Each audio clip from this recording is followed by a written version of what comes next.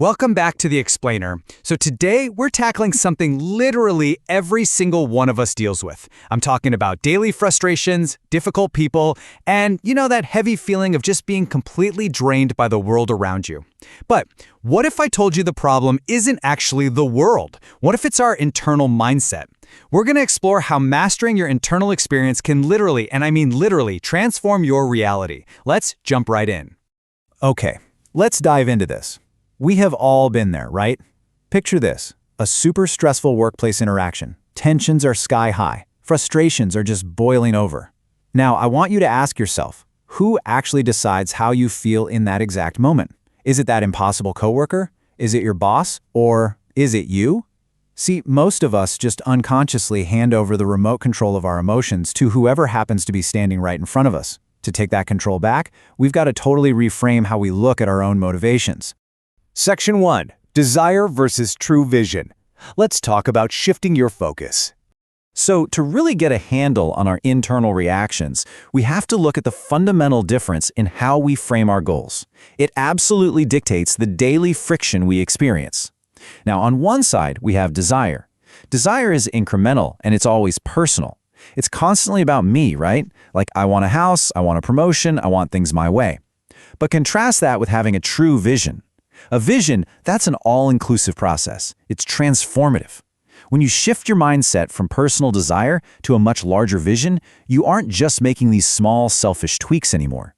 Suddenly, you have the power to transform the entire situation around you, because your focus is large-scale and includes everyone. And, this perfectly brings us to what it actually means to be a volunteer. We usually hear that word and think, unpaid labor, but at its absolute core, a volunteer is simply somebody who is doing something willingly, with absolutely zero financial, social, or external compulsion. You are just a willing participant in life. This brilliantly illustrates how true joy is created. Because when you strip away the compulsion, the I have to do this, and you do something entirely willingly, that is the fundamental basis of real joy. It creates this incredible, stark contrast in our everyday lives. Look at it this way. Doing things willingly is your heaven, and doing things unwillingly is your hell. It really is that straightforward.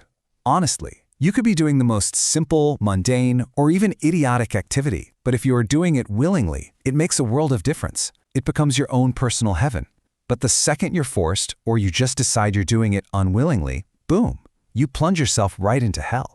Our entire daily experience basically hinges on that internal switch of willingness. Moving on to Section 2, the myth of bad people and why we judge others. So if willingness is the ultimate key to our internal heaven, why do we struggle with it so much? Well, it usually comes down to our constant, almost automatic tendency to judge. I mean, just think about when you turn on the national news channels. What's the constant narrative? We're always being fed this one question: are there good guys and bad guys? We divide the whole world. We say, hey, I like this person, so I'll do things willingly with them. But I don't like that person, so I'm doing things unwillingly with them. We categorize communities, nations, even our own coworkers. But let's pause and examine our own biases for a second. Is this binary actually true? The answer is an absolute, emphatic no. There are no inherently good people or bad people. There are only joyful people and miserable people. Human beings just oscillate back and forth between the two based on the atmosphere around them. Think about it. If you create a wonderful, pleasant atmosphere, almost everybody behaves wonderfully. If you create a really unpleasant one, a whole lot of people are going to act nasty. Labeling people as definitively good or bad is, frankly, a disastrous habit. And here is exactly why that habit is so incredibly destructive. Listen to this. The moment we think we are good, we are entitled to destroy the bad. Wow, just think about the sheer weight of that statement.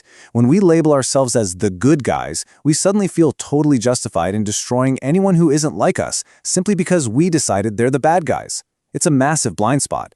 We completely fail to see that human beings are just at different levels of experience and understanding. The whole basis of what is good is just decided by you anyway, so deciding someone else is bad just because they are different, that is a very dangerous path to go down. Which brings us to Section 3, escaping ultimate slavery and reclaiming our control. So, how do we actually break free from this endless cycle of judgment and reaction? We have to focus entirely on where true control actually lies. Ask yourself this: If somebody else can decide what can happen within you right now, isn't this the ultimate slavery? Let that sink in for a second. So the crucial point is, if someone walking into the room can make you angry, or make you miserable, or make you happy, if they hold the strings to your internal state, you are completely enslaved to them. Letting others dictate your emotions is literal mental slavery. We've got to map out exactly where our power lives. When it comes to the domain of what happens around us in the external world, our control level is, well, not 100%, not even close. So many other people decide what happens out there. But what happens within us, that is 100% our making. Only you decide that. Sadhguru actually notes that he keeps the privilege of his happiness and his anger entirely to himself. He absolutely refuses to give anybody else the freedom to freak him out. And you know what? It's about time we do the exact same thing. All right, Section 4, working with difficult people. Let's get into some practical application. Because, hey, it's one thing to understand all of this on some abstract philosophical level, right? But how does this actually apply to practical, everyday reality? Like, what about when you are forced to deal with an absolutely impossible person? Well, we have to start with this hard fact. Ideal people just do not exist. Sadhguru uses this great deadpan humor to point out that even in his own massive volunteer organization, it is just full of all kinds of people, many of whom are completely unqualified for the jobs they're doing. And because they're volunteers, you can't exactly fire them. The world is just a massive, crazy, mixed bag of people, and we have to accept that reality. And there is a profound, albeit hilarious reality to this. He says, if you want to work with ideal people, you must go to heaven, and today. I love that. It's such a great pressure release valve. People complain every single day, oh, I can't work with this person, they are so horrible. But listen, if you are waiting around for perfect ideal people to show up before you can be happy or before you can do good work, you are on a fool's errand. You are literally not going to find a single ideal person on this entire planet. Let's move to and see how this builds. Because if you really think what you're doing in life is significant, doing significant work requires a few key things.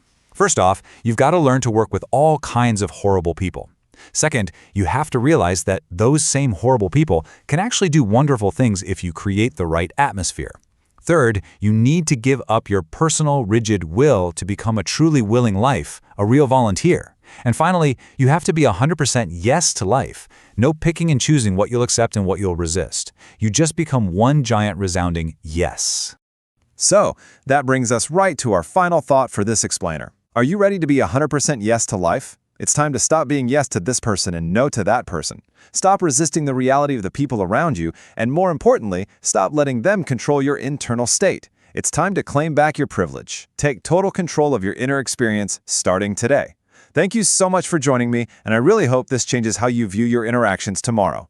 Keep learning, keep growing, and I'll see you on the next explainer.